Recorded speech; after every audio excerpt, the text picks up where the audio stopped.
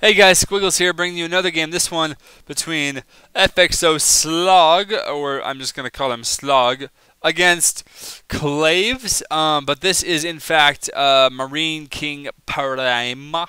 So we do have a TVP on Xel'Naga Caverns. And before you say anything, I know I've been doing a lot of Xel'Naga Caverns lately, and to be completely honest, I'm not sure why. I don't know. It just seemed like good games were being played on this map. But I promise I will I will get some diversity in my map selection. Do not worry. Water is so good. Do not worry. I will get a little bit better map selection with other games. I have a few games lined up, and I don't think any of them are on Xel'Naga. So this is the last Xel'Naga map that you will have to watch for a little bit anyway. I don't know if you guys are actually getting tired of it or not, but I'm getting tired of it, so I'm going to do something a little bit different. Okay, we see MarineKingPrime going to be walling in at his ramp because, you know, it's never really a bad idea to do that. I mainly do this against Zerg. It is kind of good, I think, to do the same thing over and over again, but I mainly do it against Zerg just so I don't get stupid Zergling rushed. I have found that putting buildings like here, anywhere around here, can actually be a little bit of a can be a little bit weak once you get to like the mid game, because with observers and other things, he can just walk stalkers up here and just like kill it for free.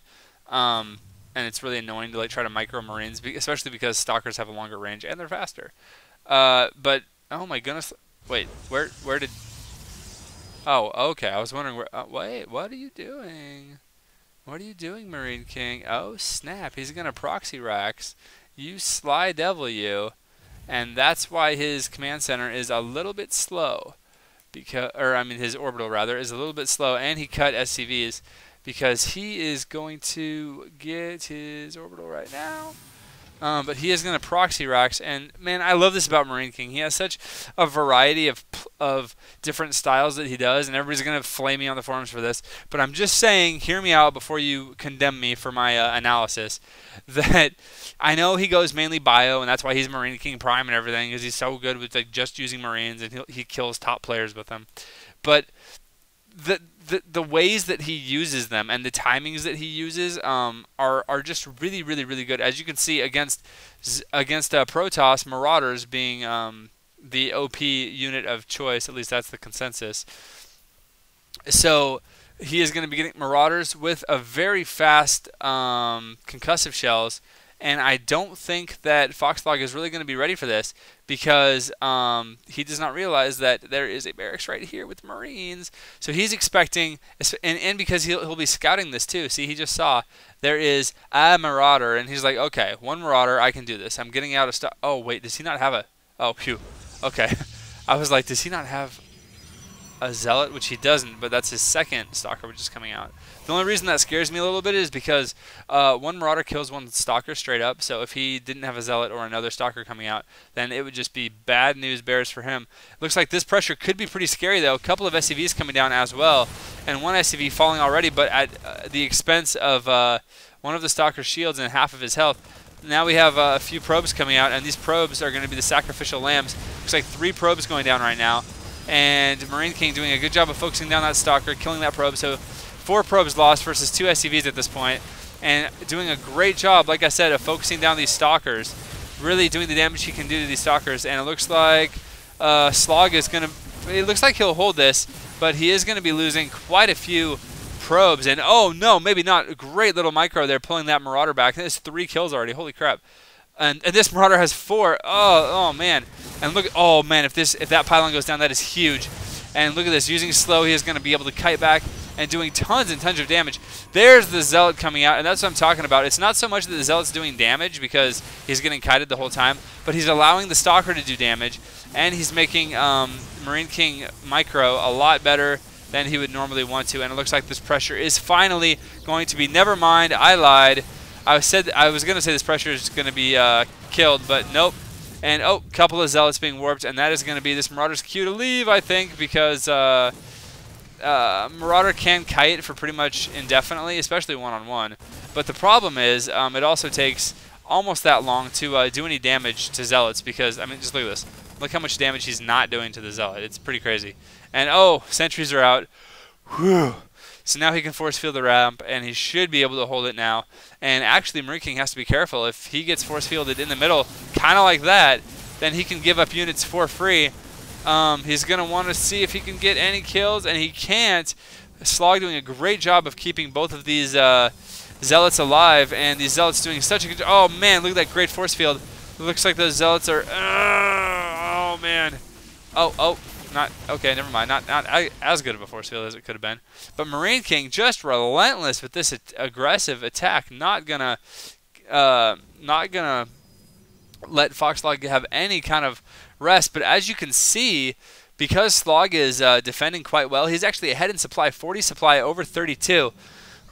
So Marine King, I think, is at some point should probably stop this, because he's getting farther and farther behind because of this. And SquigglesSlog now has a observer out as well, so he's going to be able to track the whereabouts of this army.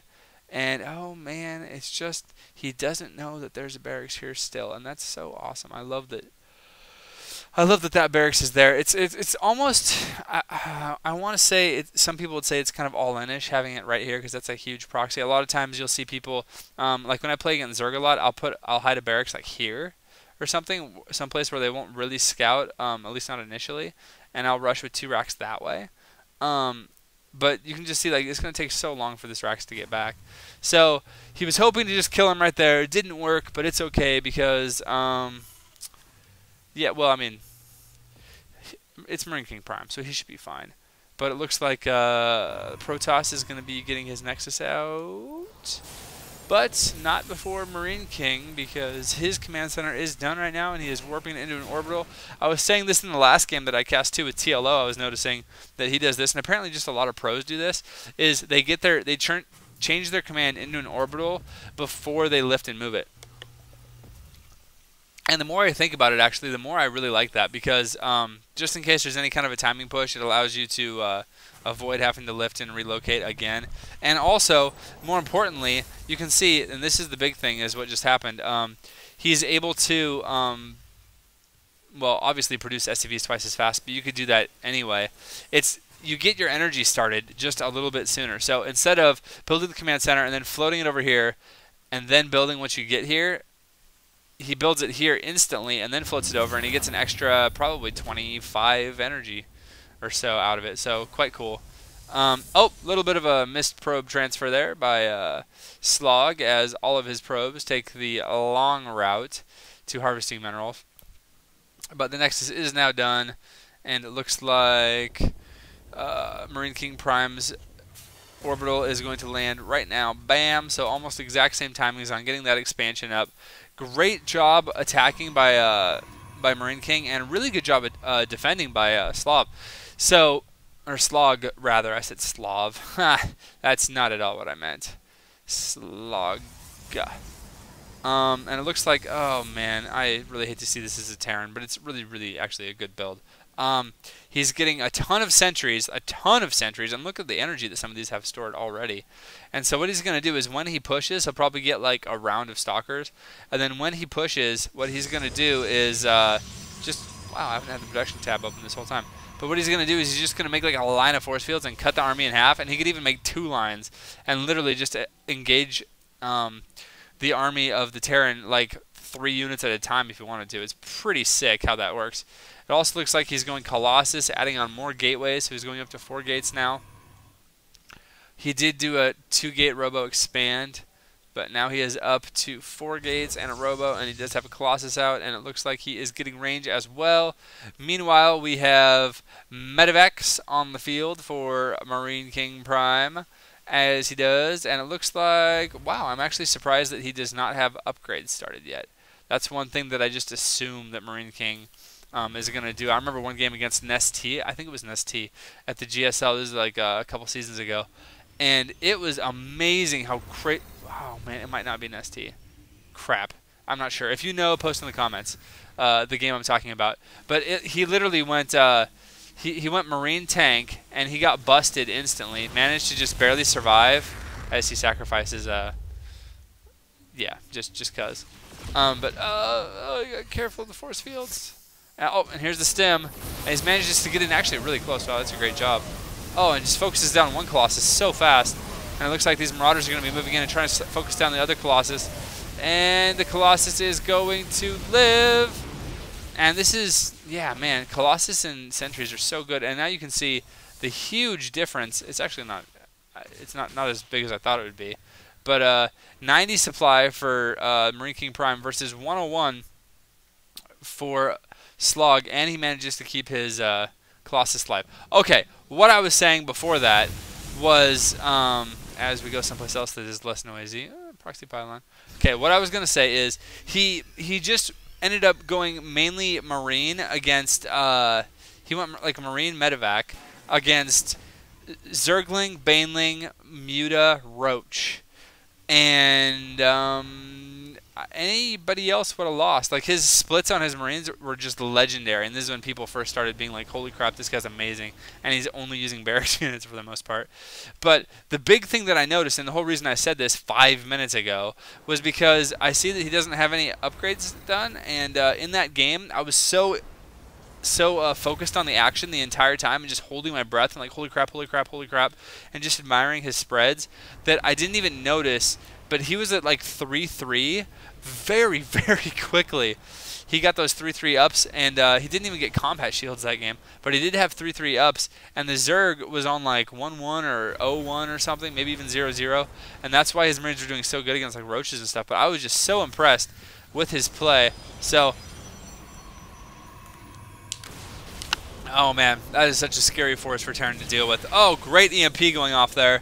Boom, baby. And it looks like another EMP going off and another. And Slog doing a great job of not letting his sentries get EMP'd. But it looks like one Colossus is going to go down. Can he get a second one? Second one's down. And can he get a third one? This battle is really all about Colossus, and the Colossus are down. And those are the big units that the Terran was scared of. Not sure why these Vikings are here. They don't want to live, really. So they're just going to...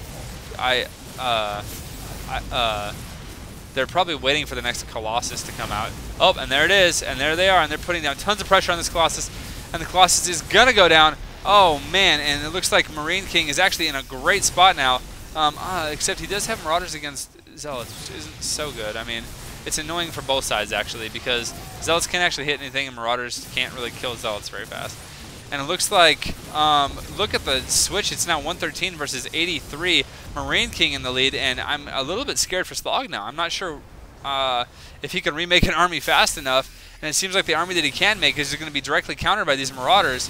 And here it comes. This could, in fact, be the last huzzah as this Colossus goes down and desperately trying to warp in as many guys as he can. A couple of Zealots coming down, but really, here comes the stem.